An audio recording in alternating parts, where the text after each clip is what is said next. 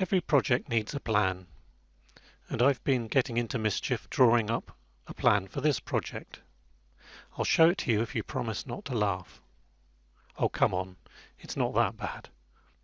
So the conception is that we have an old style grenade with a fuse, and the fuse is burning down, generating sparks and flame and smoke. So how are we going to map this into Modo? Well, first off, the grenade itself is just simple geometry. The fuse, I think, would be sensibly modelled using a curve, and the curve will do double duty because it can also serve as the path along which the sparks will be animated. The sparks themselves will be generated by a particle system, and that particle system will feed into a secondary particle system which will be responsible for creating the smoke effect. Okay, we have our plan, now we need to execute. So I've created this sort of grenade shape using mesh fusion, comprising a sphere and a cylinder which will union together, and then another cylinder subtracted from the center to create the hole through which the fuse is going to feed into the explosives. This is a relatively simple shape, and probably using mesh fusion is somewhat over the top, but it was an excuse to use it. So now we need to give this a rather more convincing color. So let's create a material. I'll call it matte bomb and make it black, and I'll make it 80% diffuse, 4% specular. Should be a nice shiny black color. And if we look at that in preview, it's a shiny black ball. Next thing we want to do is create the fuse. So let's go back to the item list and create a new mesh item, and I will call this mesh fuse, and while we're at it we can rename the grenade, and I'll call this mesh bomb. So select the mesh fuse, that's not easy to say, and we need to create the curve. Let's bring up the modeling tools and select the curve tool, and I think this is easiest to do in front view. What we want to do is model a sort of S-shaped curve for the shape of the fuse, and I'll do it just above and then move it into position later on. So let's create our curve, and I guess the key is to try and keep these points relatively evenly spaced, because we're going to be animating along this curve and we want a reasonably even sort of burn rate as the sparks fly along the curve and the curve gets burnt up. Bear with me. No, not a bear with me. Just bear with me. There we go. That'll do. That'll do. We have our curve. Let's move it into position. Well, our curve is now in position. Right, if we render it, we don't see the curve. That's because we haven't told Modo that we want the curve rendered. We need to select our curve mesh and then select curve and check render curves, and the curve is now rendered. But as you can see, there's a bit of a problem. It's just a little bit too big. So let's adjust the radius down to something rather more appropriate for a fuse. So it's quite a chunky curve.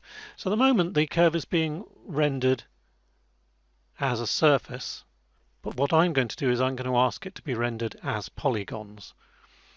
And this makes it easier to apply a funky texture to the surface. I'm going to bump up the number of sides because we want it to be reasonably fine, otherwise we'll get some strange artifacts in the shading. And what I'm going to do later on is adjust this twist gradient in order to create an effect as though the fuse is made of string or something like that. Okay, so we need to make this string a rather more fusey sort of colour?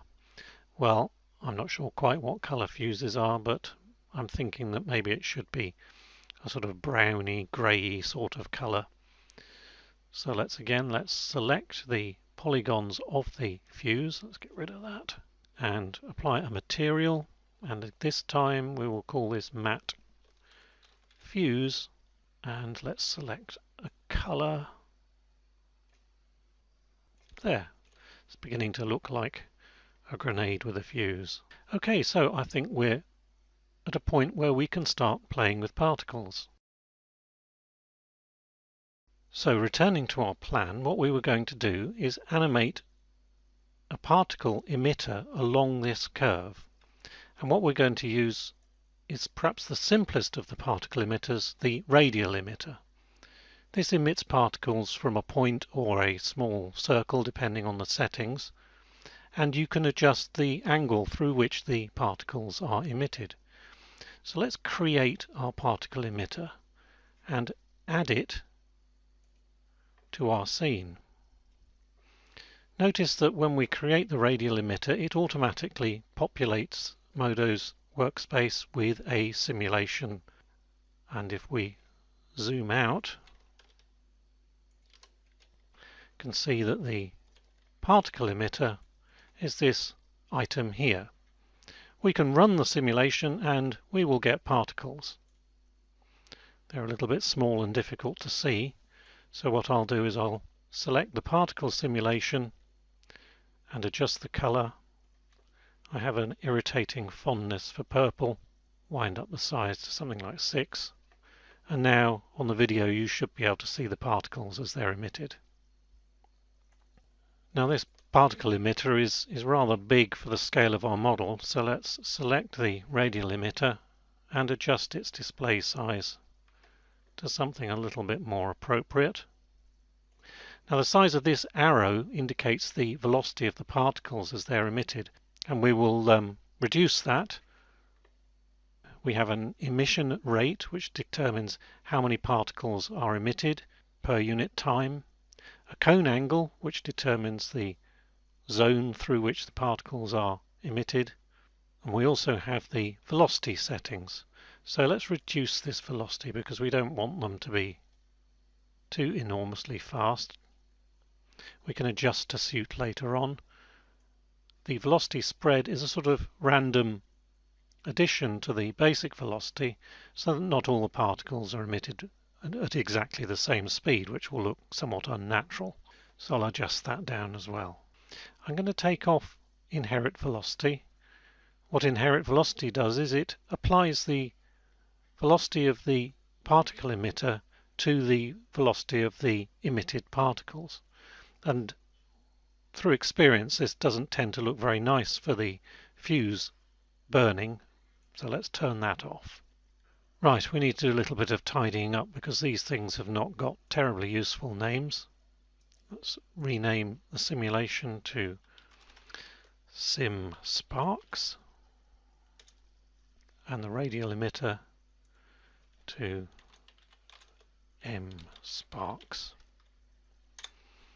Now we can see these two are related to one another.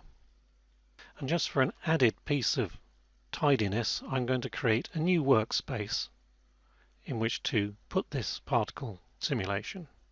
I'll call this Work Sparks, and we can select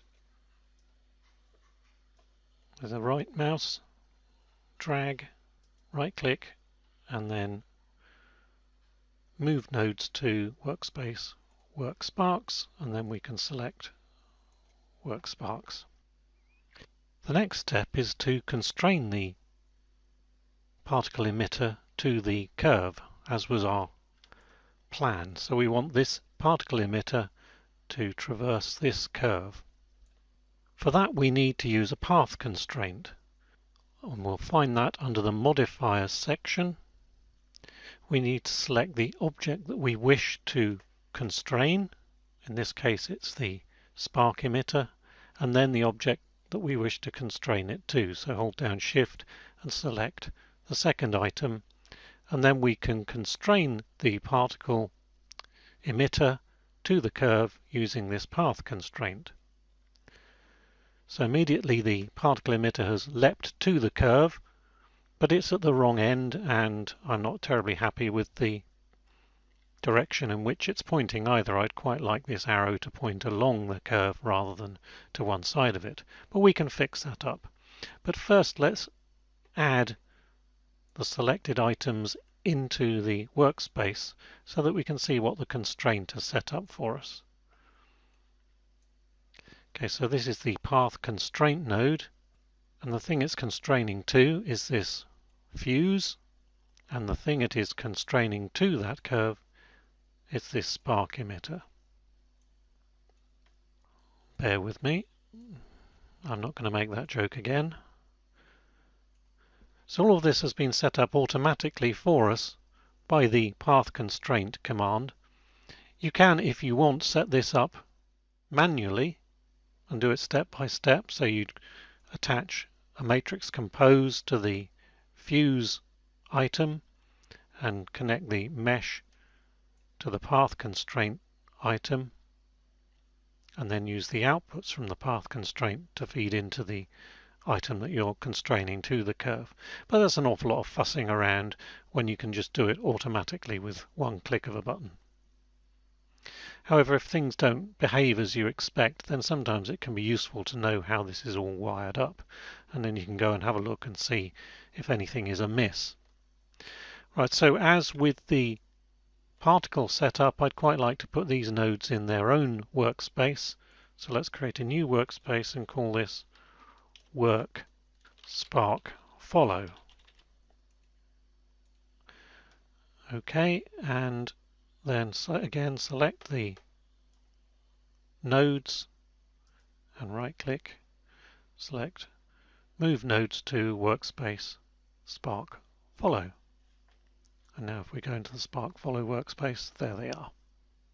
Okay, so let's see what we can do about moving this emitter to the other end of the curve. Let's look at the path constraint node itself, or path constraint item I should say to be more accurate. And this field here, the path percentage, is the thing that determines where along the curve the emitter will be. So actually we want to start at 100% and then work our way down to 0%. And the other thing I can do is change this axis so that the arrow is pointing along or in the same sense as the curve. So let's change the axis to Y, and now we have the emitter pointing essentially tangentially to the curve item. While I'm at it, I'm going to get rid of that camera because it's annoying me.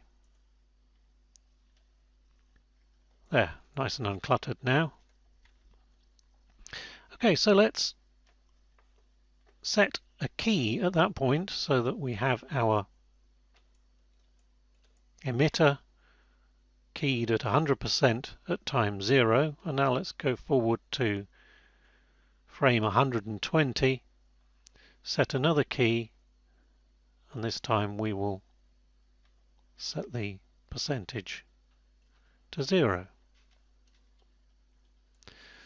Now if we play the animation, we should have the effect that the emitter moves along the curve and particles get emitted as it passes along the curve. And that's exactly what we see. By some miracle. Well, I don't know whether it's entirely accurate, but what I would like to see is for the particles to be emitted sort of in a cone along the curve rather than be emitted in all sorts of directions. I think that's reasonable. You wouldn't really expect particles to be emitted back along the curve where there's still a bit of fuse. So let's go back to the Sparks workspace, select the emitter item and adjust the cone angle so that we're now shooting the particles in a cone rather than in all possible directions.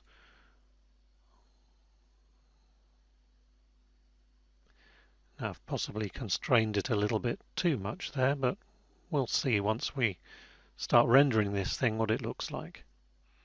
We're probably going to need a few more particles as well. And the particles are far too long-lived. We want to have fairly brief sparks shooting out from the fuse as it's consumed. So we can do some things about that. Let's go into the simulation and we'll set cull by age. That means that particles beyond a certain age will be knocked on the head and killed. And in this case we want that age to be relatively short. So let's change that down to, say, about, let's start with, I don't know, 5. Let's start with that 5 frames. There, I think that doesn't look too bad. The extended age sort of gives a little bit of extra grace to some of the particles. It also randoms things up a bit, so let's add an extra frame so that they don't all die at the same rate. Maybe even wind that up to 2. And let's go back to the spark emitter and increase the number of particles. And I think I would quite like to increase the speed a little bit as well. Okay, so one of the nice things about Modo is that virtually everything is an item.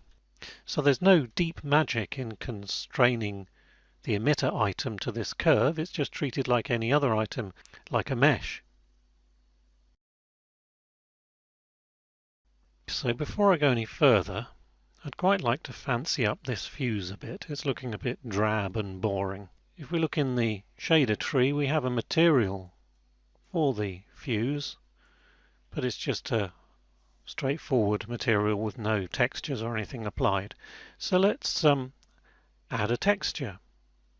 And the one that I've chosen lives in the Enhanced Modo Textures under Tiles, and it's ribs that I'm wanting to use.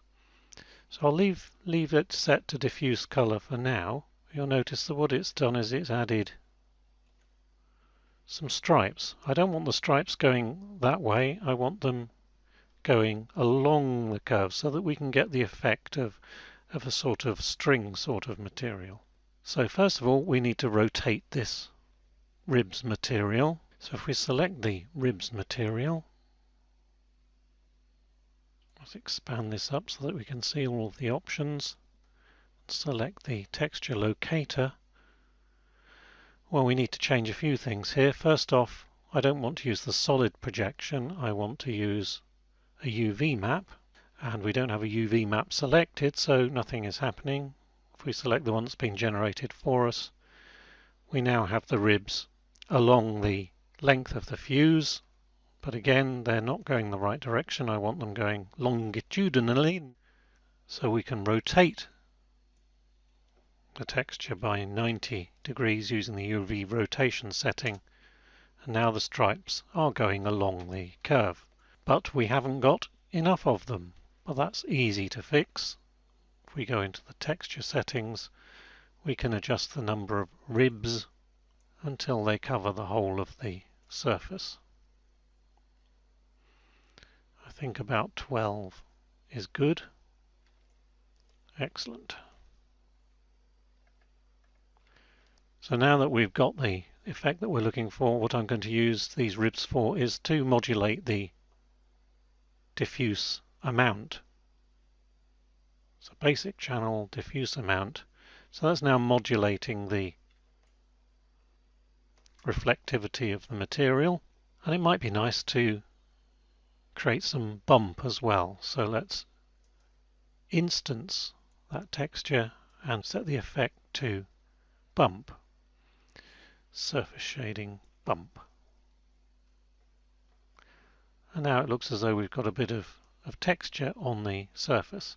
There's some unsightly discontinuities here, and we can address that by going back to our curve item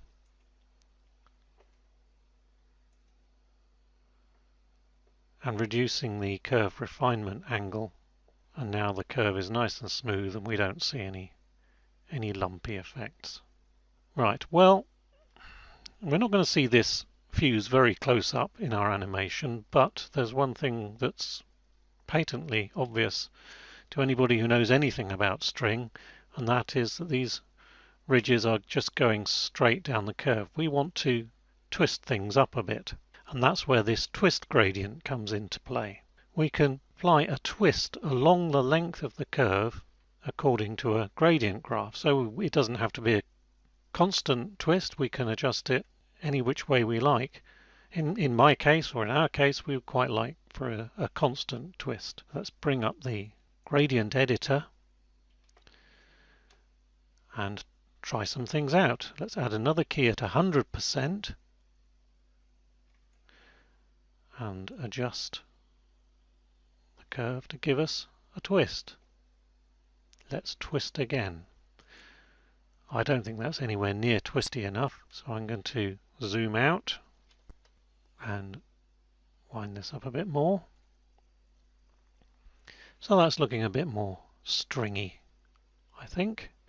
We probably don't need these ease in and ease outs on these, and let's set it to a linear setting. Right, so the string is looking reasonably stringy now. Right, time to take stock. We have our bomb, we have the fuse, and we have our sparks being emitted from the fuse, and that's animating along the length of the curve in a fairly pleasing sort of fashion. But there's something wrong, something that hasn't been thought of. Here we are, midway through our animation, and if you could imagine the sparks being emitted from the middle of the fuse, but the fuse isn't being consumed, it's not being burnt up. We need some way to shorten this fuse over time, and we need to be able to keep that in pace with the animation of the emitter. Well, one thing that we could do, and this is the wrong way to do it, is we could adjust the length of the curve. So if you look in the settings for our curve mesh, you notice that there is a curve start and a curve end, and we can adjust these so that the curve is starting at different points and ending at different points.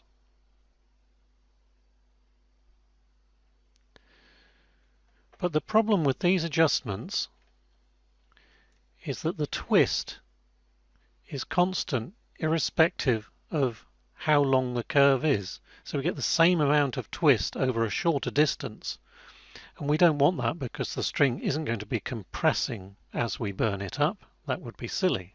So let's put these back the way they were and consider a different approach. The approach I'm going to adopt is to use a stencil to remove parts of the fuse at render time. And if we can animate the stencil along the curve at the same rate as we move the emitter, then we'll be laughing. Right, no more talking about it, let's just do it. Let's create a new workspace, and I'll call this workspace fuse shade, and I'd quite like to make that the active workspace. So I'm going to use the stencil shader effect to progressively remove parts of the fuse as the animation proceeds. So let's go to the shader tree and add a constant and set its effect to stencil. That's under special effects, stencil. Let's bring up the preview render to see what that's done. Well, it's certainly stenciled the fuse away, no doubt about that. The stencil is such that when its value is set to 100% or 1, then the geometry is completely removed. When it's set to 0, the geometry is completely there.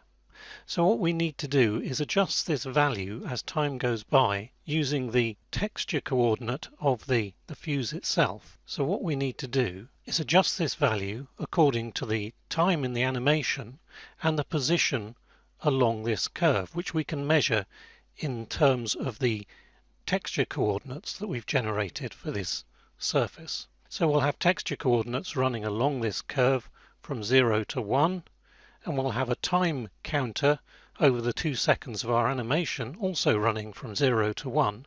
And if we compare those, we can arrange for the stencil value to be either 0 or 1, as in drawing or not drawing parts of the fuse. That may sound a little complicated. In fact, it's an awful lot simpler than it sounds. Let's pull the constant down into our workspace, bring up its locator, and you'll notice that we've got texture coordinate values here, u, v and w. We will just have u and v coordinates in this case, and one of these two will be the one that we're interested in. Remember that we've rotated the texture coordinates in order to apply this twisting texture, so I'm putting my money on u rather than v, although ordinarily it would be the other way around. Well, we're interested in uv coordinates, so we'd better set the projection type for our texture to UV map and select the UV map that has been generated for us. At the moment nothing is going to happen because we haven't connected anything up. The other thing we need is to be able to measure some time. Well, thankfully the schematic provides us with access to time, and time is measured either in terms of seconds or in terms of the frame count. I'm going to take the frame count and I'm going to divide the frames by the duration of our animation. That's 120 frames, so that we'll get a value from 0 to 1 from frame 0 up to frame 120. So let's add a math divide, which I can always never find. We'll take the frame number and divide that by 120. So coming out of here will be a value from 0 to 1. Coming out of here for the texture coordinate, again we'll have a value from 0 to 1. So if we compare those two values, we should get either that they're greater than or less than one another. So let's take a conditional node. A is greater than B. If we take the texture coordinate and compare it with the time, some of the time this u is going to be greater than this value here, and at other times it's going to be less than. So if we take the result of that comparison, which is going to be 0 or 1, and feed that into our texture, that should now drive the stencil value. And it successfully removed the whole of the fuse. That wasn't really what we wanted. But if we cycle through time, you'll see that the fuse is progressively being returned to its full glory. And that is completely the opposite of what we wanted. We didn't want the fuse to be completely gone at 0 and completely present at 120. We wanted it the other way around. Well, that's easy to fix. If we've got a value going from 0 to 1 here, what we really wanted was a value going from 1 to 0. So let's remove that connection and add a new math node, subtraction, and what we're interested in is 1 minus the value we first thought of.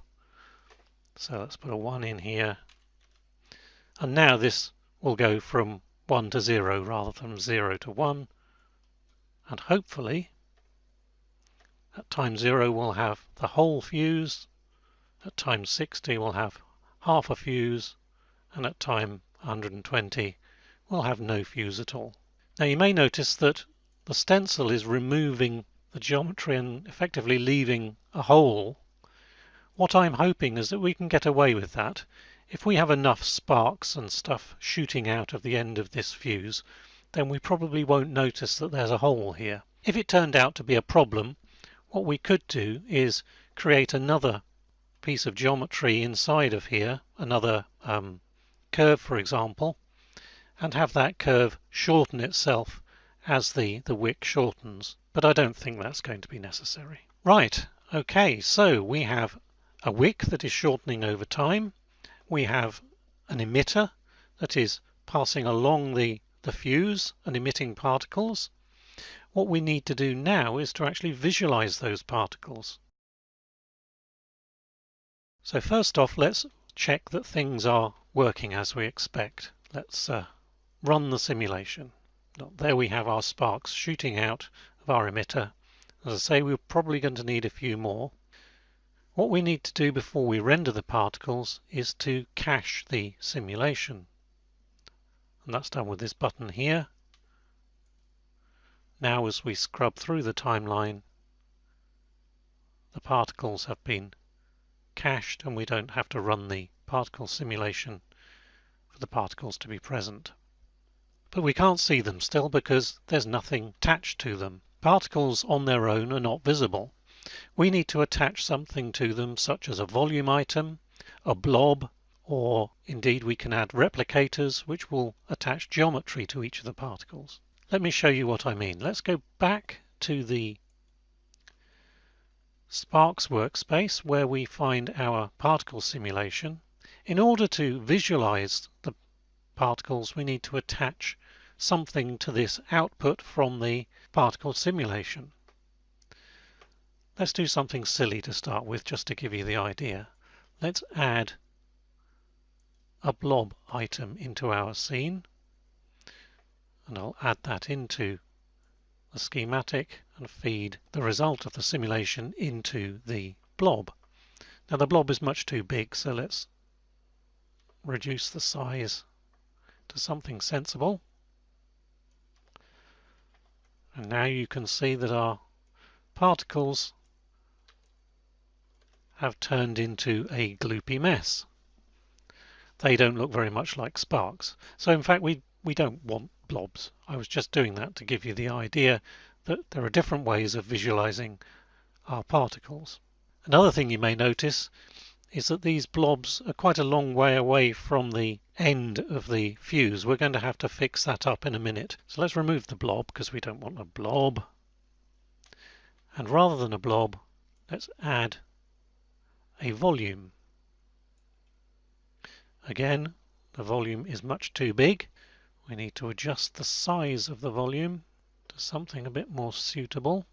Add the volume into the schematic and connect up the particle source. And if I put it in the right place, we can see there we have our spark volumes. Well, they don't look terribly sparky at the moment, and they're rather round for sparks. What we want is long, thin things. We can make them long and thin by adjusting this stretch particle setting. I'm going to key it right up to about 300%.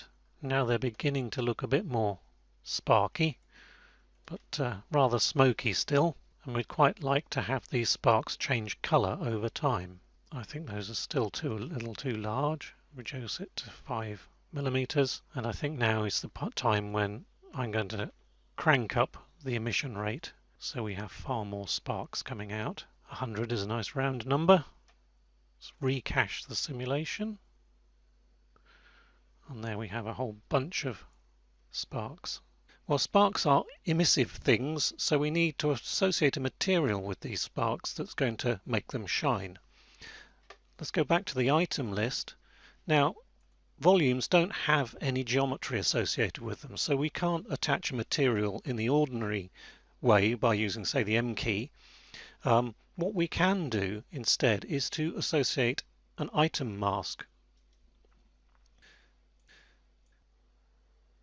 And this is the material. They've called it Vol Sparks because it thinks that's helpful. I'll rename that to Matte Sparks. Now the material settings that affect volumes are these here under Material Rays. So we have settings for scattering, absorption and luminosity. At the moment this material is scattering and absorbing but has no luminosity associated with it. So what we'll do is we'll wind up the luminosity to 100%, and now we have bright particles or bright spark material. We don't really want anything else, so I'll take the scattering away and I'll reduce the absorption down. Now the colour of the sparks is leaving a lot to be desired. What I would quite like to happen is for the sparks to be a sort of bright, hot colour at the emission point and then gradually fade away to a duller, less hot colour. So hot colours are sort of white and yellow, and less hot colours red and dull red sort of colours. So this can happen over time, but we can't use the global time. It's got to be related to the age of the particles. So to adjust the colour of the sparks over time, what we need to use is a gradient. Let's add in processing gradient, and we're going to control the luminous colour. That's from volumetric effects, volumetric luminous colour. The control that's going to adjust the luminous colour is the particle age. So particle effects, particle age. And now we can edit the gradient and set the colours accordingly. So at time 0 we'll have a nice bright hot colour. Let's add keys for every frame.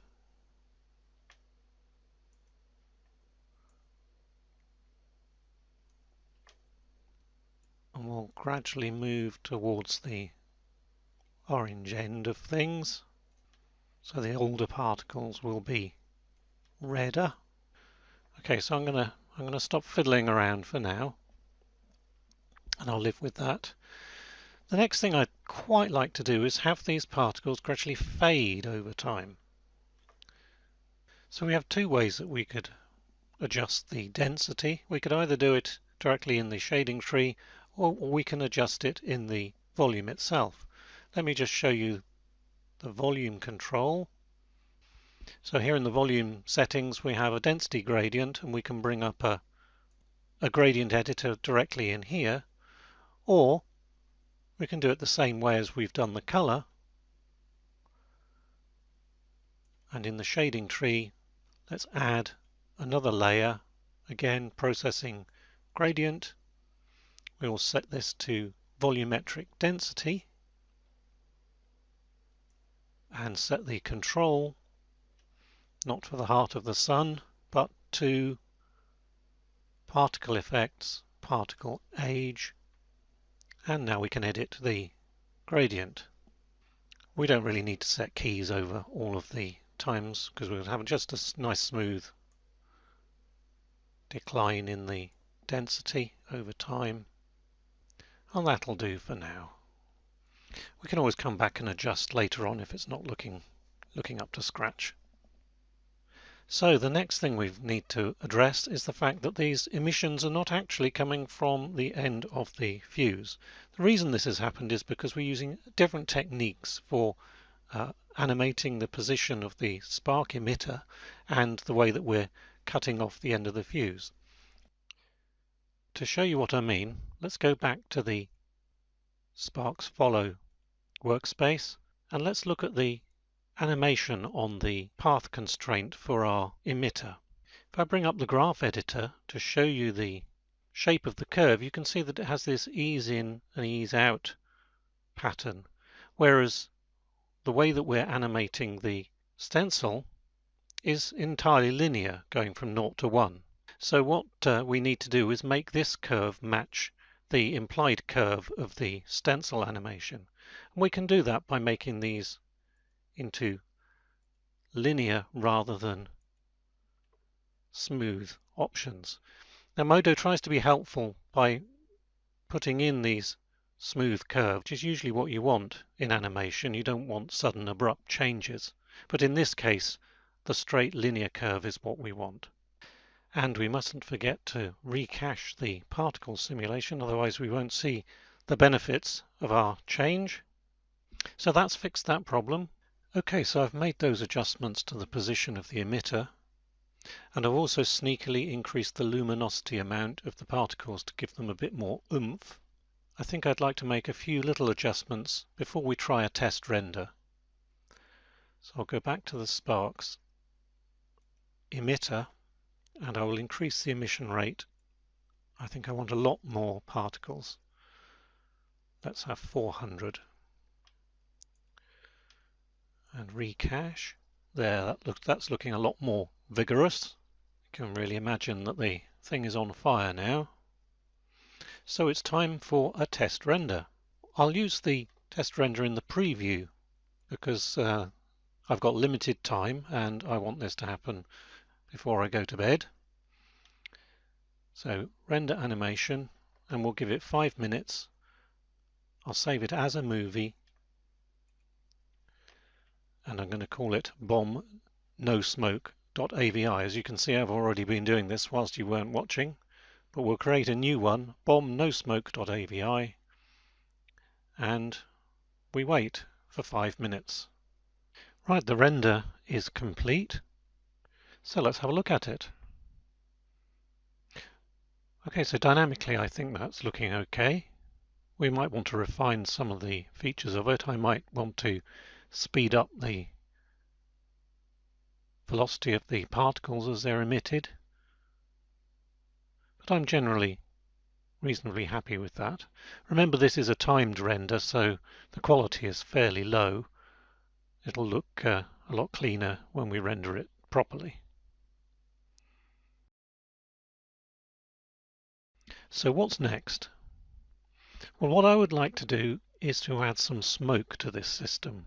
It'd be quite nice if the sparks were emitting some smoke as they were burning.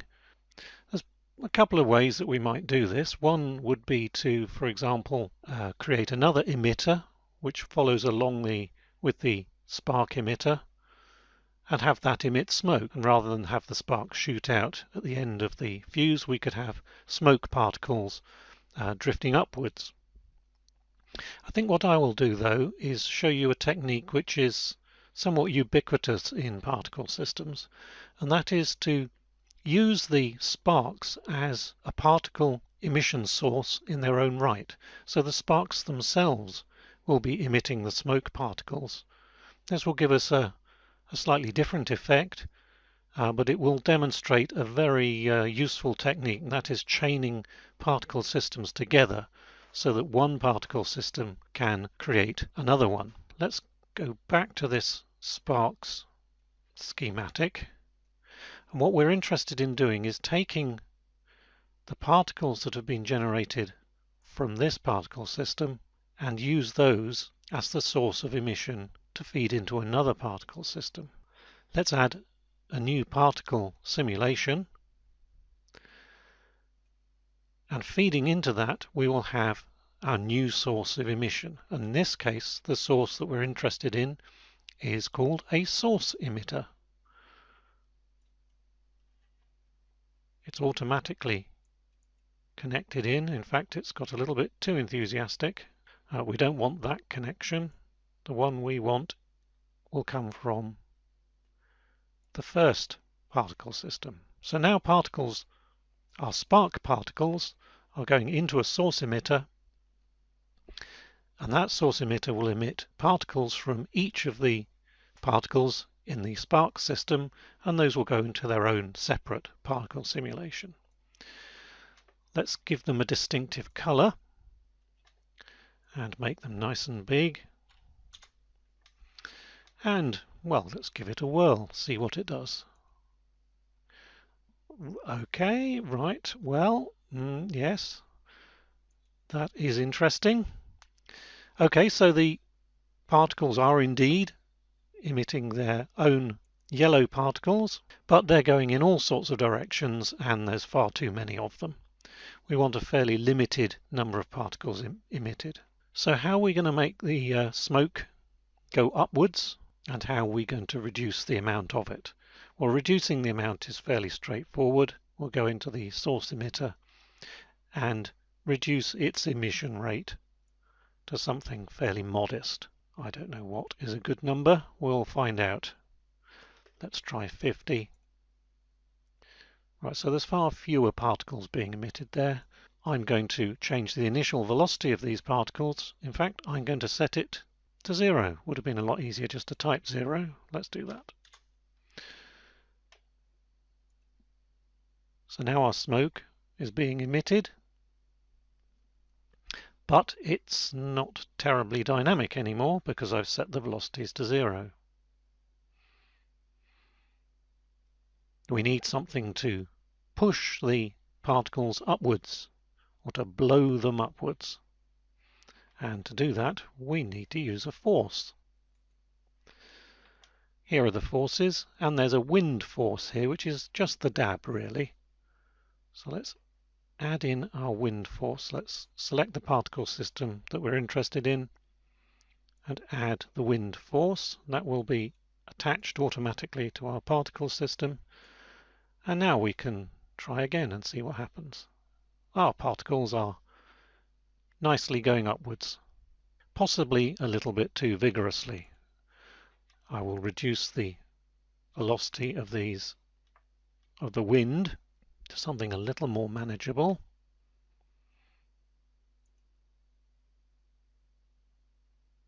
Now that looks quite attractive now. We can imagine that those are smoke particles being pushed up by the convection from the heat of the sparks. Lovely. It's all a bit samey though, so I think it will be good to add another force in to give it a little bit more dynamic behavior.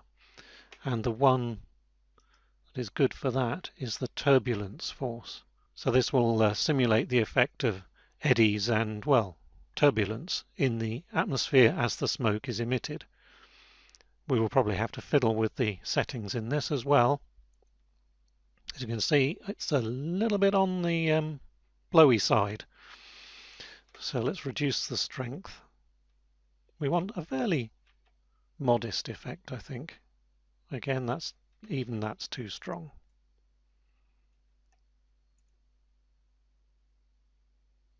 That's not so bad. Right, let's see what this thing looks like. Well, we can't see any smoke. Where's it gone? Well, obviously, we have yet to attach any primitives to the smoke to visualize it.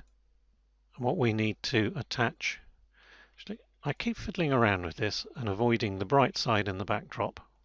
Why don't I change that? And then we won't be bothered with it anymore. I'm going to change the environment to a constant color, and now it's looking bright from whatever angle I look at it. In fact, that's beginning to look quite interesting. And because we've got more contrast, we can see the reflection of the sparks in the bomb itself, and I think that's looking quite good. Okay, back to the smoke. We need something to visualize the smoke with, and I'm going to use a volume again.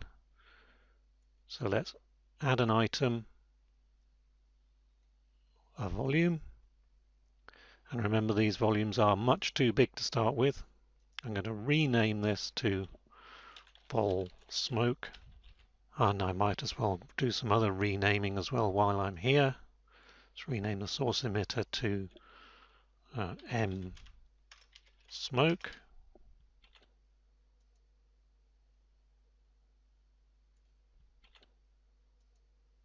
And it's getting a little bit cluttered around here.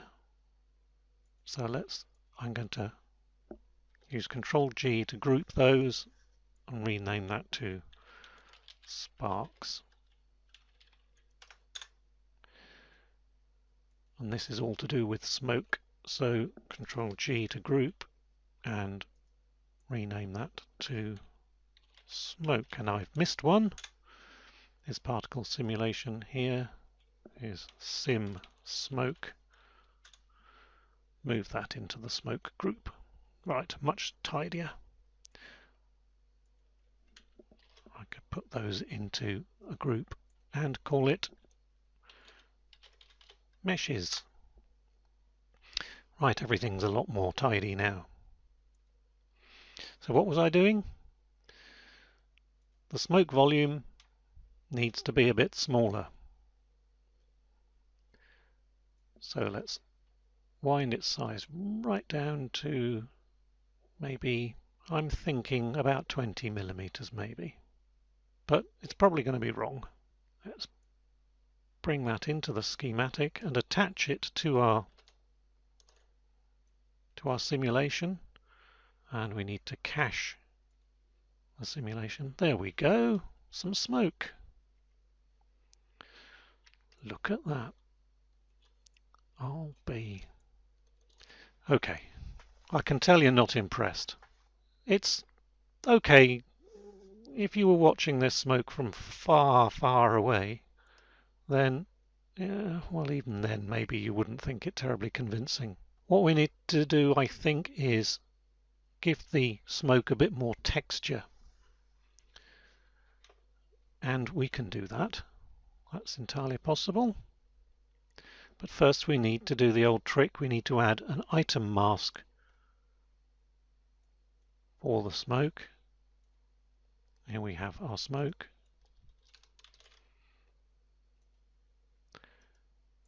Rename that to matte smoke. And let's add a layer to control the density of the smoke. And what I'm going to use is a noise texture. And well, I'm thinking maybe something like puffy clouds sounds promising. And we'll have that control the volumetric density. Right, so now that looks a bit more smoky. We could probably afford to increase the size of the particles now. I told you 20 millimeters was almost certainly going to be wrong. And that joins them together nicely to create a sort of cloud effect. So that's looking quite convincingly smoky, or more convincingly than it was before. But I think we can do better. I'm going to make a few adjustments to the settings for the smoke. First of all, let's have a look at the smoke volume itself and the volume shading.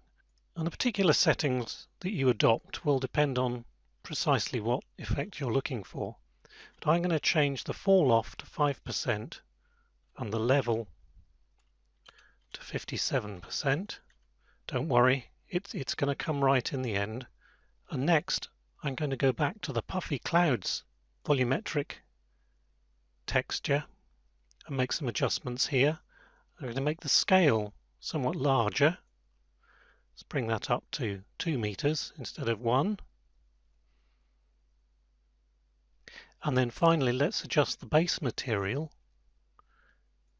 and the material shading settings. I'm going to change the scattering amount to 85%. And I'm going to adjust the color down to 0.6. And I think that looks a lot more smoky than it did before.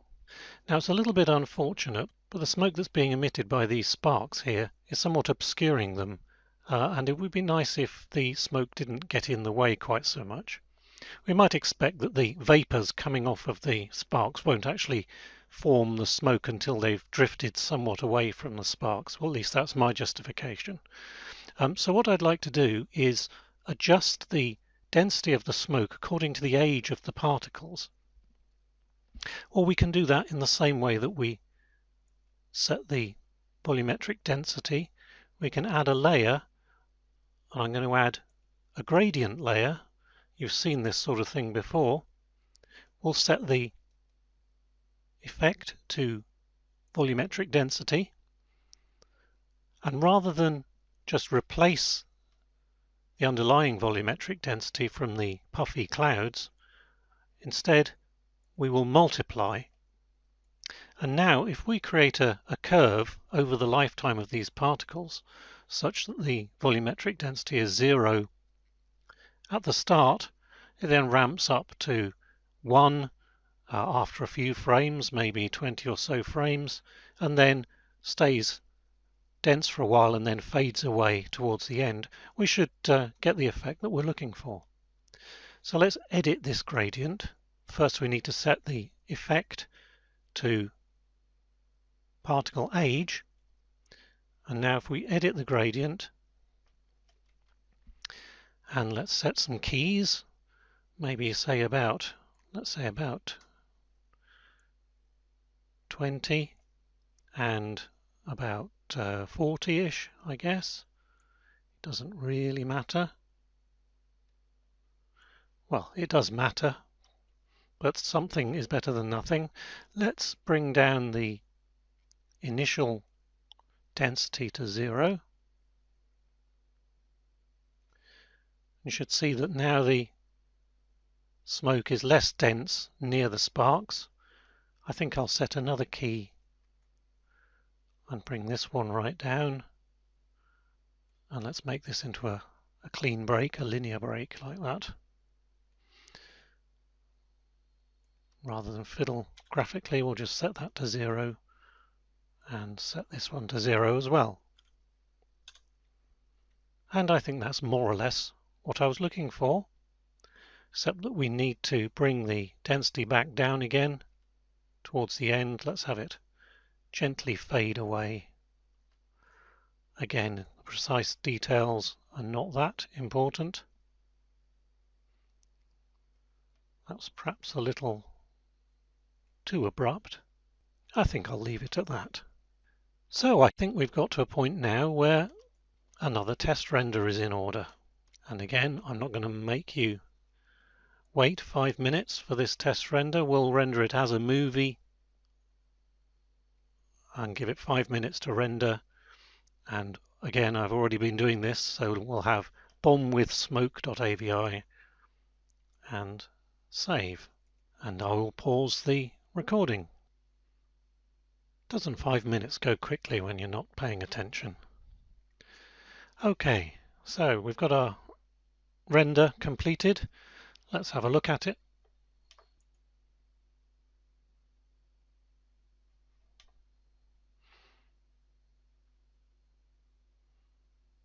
Yeah, I think that's looking pretty good, though I say so myself. Okay, so there's one extra thing we can do to give the smoke just a little bit more sort of dynamism, and that is to add what's called a hypertexture.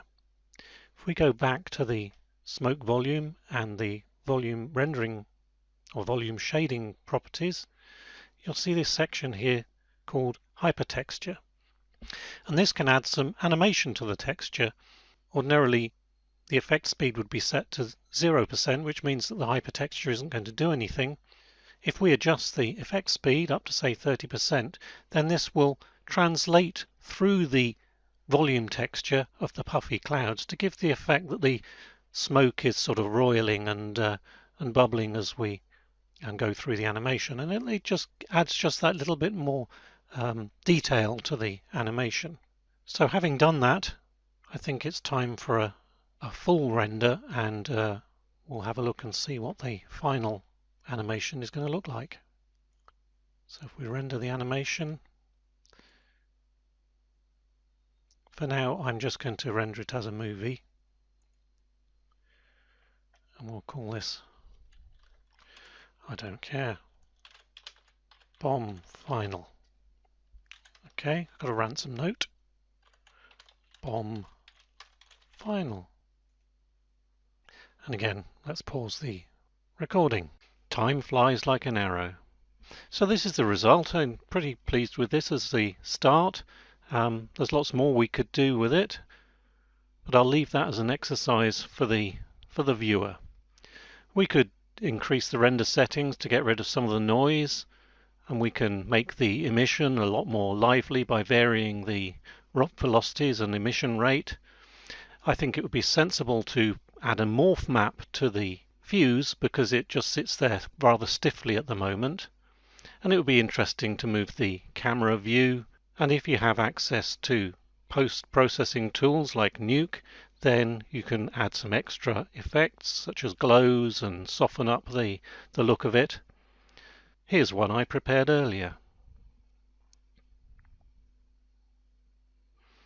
Oh, it's getting excited, it's getting excited, it's going to blow. Oh no, it's not. Anyway, I hope you found this tutorial interesting and informative, and I look forward to seeing the results of your efforts.